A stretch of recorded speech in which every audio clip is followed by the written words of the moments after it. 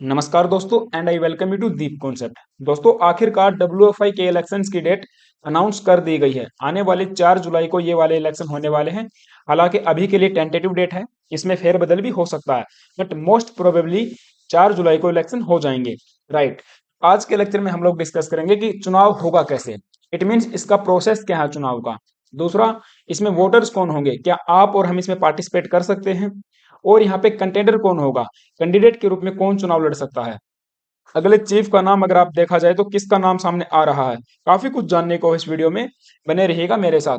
ये न्यूज आप देख पाओगे, Indian Olympic Association appoints RO suggesting July 4 as the WFI election date. तो ये जो आरओ है, रिटर्निंग ऑफिसर, इन्हीं की देखरेख में इलेक्शन होने वाला है। अब इन्हीं के द्वारा ये वाली डेट को जो है अनाउंस की गई है, सजेस्ट की गई है। राइट। तो बहुत कुछ जानेंगे हम लोग, बट आगे बढ़ने से आप सभी से रिक्वेस्ट है कि चैनल पे अगर आप नए आए हो तो एक सब्सक्राइब जरूर कर लेना। राइट। तो आरओ के रूप में यहाँ पे महेश मित्तल कुमार जी को अपॉइंट किया गया है, जो कि रिटायर्ड चीफ जस्टिस रह चुके हैं Jammu and Kashmir high court के। अब इन्हीं की यानी कि रिटर्निंग ऑफिसर की देखरेख में पूरा इलेक्शन यहाँ पे कंडक्ट करवाया जाएगा। आपको बता दूं, वर्तमान में फिलहाल के लिए डब्ल्यूएफआई के जो चीफ हैं यानी कि प्रेसिडेंट के रूप में ब्रिजभूषण सिंह कार्यरत हैं, क्योंकि देखिए 4 साल का कार्यकाल होता है, जो कि कार्यकाल मार्च महीने में कंप्लीट हो चुका है। अब जब तक कोई नया चीफ नहीं आ जाता तब तक यही यहाँ पे एज ए चीफ बने रहेंगे। राइट। और 7 मई को इससे पहले इलेक्शन की डेट अनाउंस कर दी गई थी, बट स्पोर्ट मिनिस्ट्री ने उस टाइम पे इस चीज को नल एंड वॉइड कर दिया और डे टू डे फंक्शनिंग के लिए एक 2 मेंबर की कमेटी, एडॉक कमेटी यहाँ पे अपॉइंट की गई थी। साथ ही साथ यहाँ पे 45 डेज की डेडलाइन भी दी गई थी कि 45 डेज के भीतर भीतर यहाँ पे इलेक्शन हो जाने चाहिए। लेकिन ये जो डेडलाइन है 17 जून को खत्म होने वाली है। अभी तक इलेक्शन 17 जून, यस जुलाई नहीं 17 जून को खत्म होने वाली है, तो 17 जून तक तो इलेक्शन खैर नहीं हुए हैं। बट अगर देखा जाए तो आने वाले 4 को ये इलेक्शन हो जाएंगे। तो उससे पहले और थोड़ा सा हम लोग जानेंगे डब्ल्यूएफआई के बारे में। तो ये एक हमारी गवर्निंग बॉडी है ऑफ द रेसलिंग की इन इंडिया के अंदर। हेडक्वार्टर इसके आपको नई दिल्ली में देखने को मिलेंगे। अब इसकी complete day to day functioning देखने के लिए एक एग्जीक्यूटिव बॉडी, जिसको एग्जीक्यूटिव कमेटी के नाम से जाना जाता है, उसको अपॉइंट किया जाता है। ये अगर आप देखोगे प्रेसिडेंट वगैरह ये सब इसी के मेंबर होते हैं। तो इसमें एक प्रेसिडेंट रहेगा, एक सीनियर वाइस प्रेसिडेंट रहेगा, 4 यहाँ पे वाइस प्रेसिडेंट होते हैं, और एक सेक्रेटरी जनरल होता है। वर्तमान में 5 है, मैं आपको बता दूंगा वाइस प्रेसिडेंट। और एक ट्रेजरर रहेगा, और 2 यहाँ पे सेक्रेटरी जनरल हो सकते हैं। वर्तमान में यहाँ पे ये सेक्रेटरी जनरल 5 हैं। एग्जीक्यूटिव मेंबर्स 5 हो सकते हैं, वर्तमान में 10 हैं। मतलब कम से कम इतने हो सकते हैं, उससे ज्यादा कुछ भी आप कर लीजिए। राइट।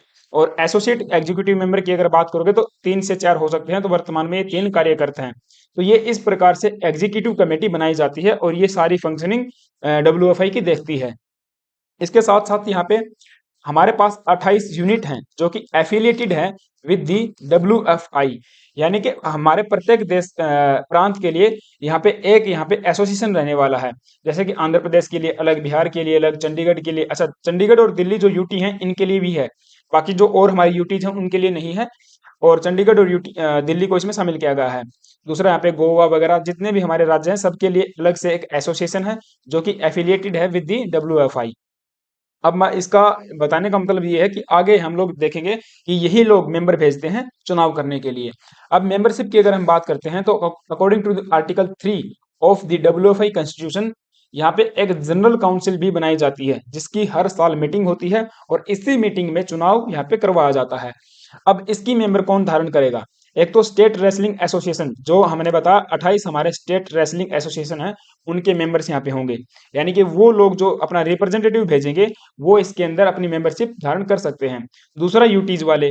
और तीसरा यहाँ पे है SSCB, that is the service sports control board और रेलवे स्पोर्ट्स प्रमोशन बोर्ड, ये भी यहाँ पे मेंबर हो सकते हैं। और चौथा यहाँ पे आप देखोगे यूनाइटेड वर्ल्ड रेसलिंग यानी कि यूडब्ल्यूडब्ल्यू के जो ब्यूरो है उसके मेंबर्स एंड एसोसिएट मेंबर, ये सब भी यहाँ पे जनरल काउंसिल को मिलकर बनाते हैं। तो यहाँ पे देखिए इन इन जो ये जो बोर्ड है या एसोसिएशन है, इनके द्वारा यहाँ पे अपने रिप्रेजेंटेटिव भेजे जाते हैं जनरल काउंसिल के अंदर। और जनरल काउंसिल यहाँ पे क्या करेगी, एग्जीक्यूटिव कमेटी की यहाँ पे इलेक्शन करवाती है और इन्हीं में से मेंबर वोट करेंगे और इन्हीं में से मेंबर यहाँ पे कैंडिडेट के रूप में आते हैं। आगे इसको और भी डिटेल से डिस्कस करेंगे। और दूसरा अगर आप देखोगे आर्टिकल 7 जो है इस डब्ल्यूएफआई कॉन्स्टिट्यूशन का, ये बात करता है प्रोसेस के बारे में। तो ये कहता है कि देखिए जो इलेक्शन प्रोसेस है वो जो गाइडलाइन जारी की जाती है यूथ मिनिस्ट्री के द्वारा, मिनिस्ट्री ऑफ स्पोर्ट्स के द्वारा, उन्हीं के अकॉर्डिंग यहाँ पे इलेक्शन होने वाले हैं। हालांकि इलेक्शन सीक्रेट बैलेट पे होंगे और कोई भी यहाँ पे प्रॉक्सी वोट काउंट नहीं किया जाएगा। प्रॉक्सी वोट का मतलब ये होता है कि जैसे कोई एक पर्सन है, एक मेंबर है या फिर एक रिप्रेजेंटेटिव है, वो यहाँ पे वोट करने के लिए इंटाइटल है, लेकिन वो किसी वजह से आ नहीं पाता है तो अपना एक प्रतिनिधि यहाँ पे भेजेगा। ऐसा यहाँ पे नहीं होगा, कोई भी प्रतिनिधि यहाँ पे भेज नहीं पाएगा। अगर ये पर्सन शामिल नहीं हो पाता इलेक्शन में, इसका वोट यहाँ पे काउंट नहीं किया जाएगा। राइट, तो प्रॉक्सी वोटिंग इसमें नहीं होगी। और 4 साल के अंदर यहाँ पे जो एग्जीक्यूटिव कमेटी है उसके मेंबर्स को, जैसे मैंने आपको बताया प्रेसिडेंट, वाइस प्रेसिडेंट वगैरह वगैरह, वो सब यहाँ पे चुन लिए जाने चाहिए। राइट, तो वो चुने जाएंगे जनरल काउंसिल के द्वारा। इट मीन्स देखिए, जो ऑल द ऑफिस बैरियर्स हैं, एग्जीक्यूटिव कमेटी के मेंबर हैं या फिर दूसरी जो कमेटीज हैं उनके मेंबर, ये चुने जाते हैं जनरल काउंसिल की मीटिंग के अंदर। अगर जनरल काउंसिल मीटिंग के अंदर ये नहीं चुने जाते हैं तो एक स्पेशल मीटिंग यहाँ पे बुलाई जाती है। ये तो आपको पता पर प्रत्येक साल है, इनके हर साल होने वाली होती है। अब जैसे इस साल का अगर आप केस देखोगे तो जनरल काउंसिल की जो मीटिंग है वो हो चुकी है, लेकिन अब इलेक्शन तो नहीं हुए। इसके लिए एक स्पेशल मीटिंग बुलाई जाएगी और उस स्पेशल मीटिंग में ये सभी मेंबर वहां पे जाएंगे और वहां पे फिर यहाँ पे वोटिंग करेंगे। राइट, वोटिंग कौन यहाँ पे पार्टिसिपेट कौन करेगा? जो मैंने बताया स्टेट और यूटी एफिलेटेड यूनिट हैं, वो अपने रिप्रेजेंटेटिव यहाँ पे भेजेंगे। किसके अंदर? जनरल काउंसिल के अंदर, या फिर जो स्पेशल मीटिंग है इसके अंदर भेजेंगे। अब यहाँ पे केवल देखिए, ऐसा नहीं है कि जितना मर्जी आए उतना मेंबर भेज देंगे। यहाँ पे बताया गया है under article 4 of the WFI, केवल दो मेंबर जो दो रिप्रेजेंटेटिव यहाँ पे भेज सकते हैं। यहाँ पे अगर आप देखोगे ना, जो हमारे स्टेट और यूटी यूनिट हैं, उनके 2 मेंबर आएंगे। दूसरा यहाँ पे मेंबर कौन भेज सकता है? SSCB मैंने बताया, और RSPB, ये भी अपने मेंबर भेज सकते हैं, लेकिन यहाँ पे विदाउट वोटिंग राइट्स, इनको वोटिंग राइट्स नहीं है। और जो यूनाइटेड वर्ल्ड रेसलिंग है, UWW, ये भी अपने मेंबर भेज सकता है, लेकिन एग्जीक्यूटिव कमेटी की जो वोटिंग होगी या जो इसके अंदर मेंबर पार्टिसिपेट करेंगे, उसके इलेक्शन में पार्टिसिपेट ये भी नहीं करेंगे। केवल और केवल स्टेट और यूटी के जो रिप्रेजेंटेटिव हैं, वही यहाँ पे वोटिंग कर सकते हैं, और इन्हीं में से लोग क्या करेंगे? चुनाव के अंदर खड़े होंगे। राइट, आई होप कि आपको चीजें समझ में आ रही होंगी। मैं फिर से बता देता हूँ, जो स्टेट है हमारा और यूटी है, इनके मैंने बताया आपको 28 मिलाकर यूनिट्स हैं। अब ये यूनिट्स से क्या आएंगे? मेंबर आएंगे। यही मेंबर वोटिंग करेंगे और इन्हीं मेंबर में से यहाँ पे इलेक्शन के लिए पार्टिसिपेट करेंगे पर्सन। ठीक है, यानी कैंडिडेट के रूप में इन्हीं मेंबर्स में आएंगे। राइट, तो ये चीज मैंने आपको बता दी है कि जो कंटेंडर के रूप में कौन होगा, हमारी जो स्टेट है और यूटी है, उन्हीं के रिप्रेजेंटेटिव आएंगे। बट देखिए, अब समस्या ये आ गई है कि अभी के लिए किसी का भी नाम सामने नहीं आया है कि ये कैंडिडेट प्रेसिडेंशियल कैंडिडेट के रूप में ये वाला पर्सन है। दूसरा, खबरें ये बता रही हैं कि जो ब्रिजभूषण है, इनका एक लड़का है करण सिंह, वो यहाँ पे वर्तमान में उत्तर प्रदेश रेसलिंग एसोसिएशन का प्रेसिडेंट है, उनका नाम सामने आ रहा है। दूसरा, इन्हीं ब्रिजभूषण के एक सन इन लॉ है, यानी कि इनके दामाद है विशाल सिंह, विशाल विशाल सिंह करके, जो कि बिहार एसोसिएशन के यहाँ पे प्रेसिडेंट हैं। इन दोनों की यहाँ पे संभावना ये बताई जा रही है कि ये चुनाव लड़ सकते हैं। लेकिन यहाँ पे जो हमारे रेसलर्स हैं, उन्होंने एक साफ साफ बोल दिया है होम मिनिस्ट्री को कि देखिए, जो ब्रिजभूषण है, उनके कोई भी एसोसिएट यहाँ पे प्रेसिडेंट या फिर किसी भी मेंबर या फिर कोई भी आप कमेटी का मेंबर लगा लीजिए किसी भी पद के ऊपर, उसके अंदर पार्टिसिपेट नहीं करना चाहिए। और होम मिनिस्ट्री ने उनको एश्योरेंस भी दिया है कि ऐसा बिल्कुल होगा कि जैसे जो ब्रिजभूषण है, उनका कोई भी सदस्य, उनके उनसे जुड़ा हुआ कोई भी सदस्य, परिवार का भाई भतीजावाद, ये सब नहीं चलेगा। कहने का मतलब यही है। तो देखते हैं नया प्रेसिडेंट कौन हो सकता है और किस प्रकार से यहाँ पे इलेक्शन होंगे। हालांकि बिल्कुल फेयर इलेक्शन होते हैं, इसमें कोई दिक्कत नहीं है। 2 मेंबर आएंगे और प्रत्येक मेंबर का एक वोट होगा।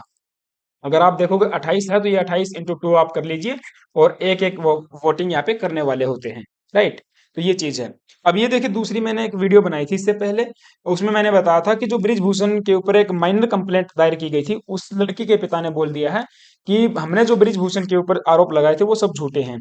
तो देखिए, जो न्यूज आती है, मैंने उसको बिल्कुल फेयर तरीके से न्यूट्रल होकर मैं चीजें बताता हूँ।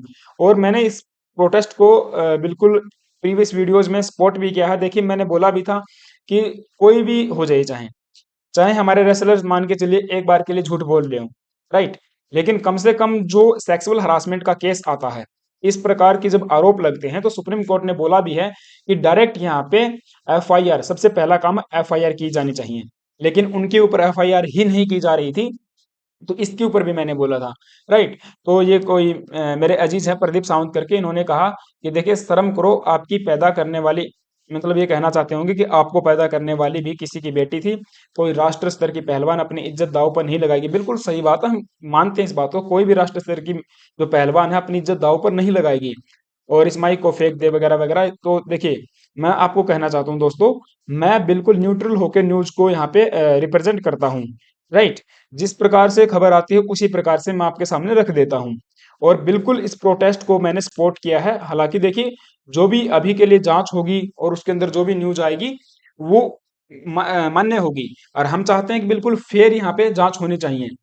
अब आप सोचोगे, देखिए, जब जो चीज अच्छी होगी उस चीज के ऊपर भी बोला है, जो चीज खराब हो उस चीज के ऊपर भी बोला है। ये वीडियो मैंने बनाई थी।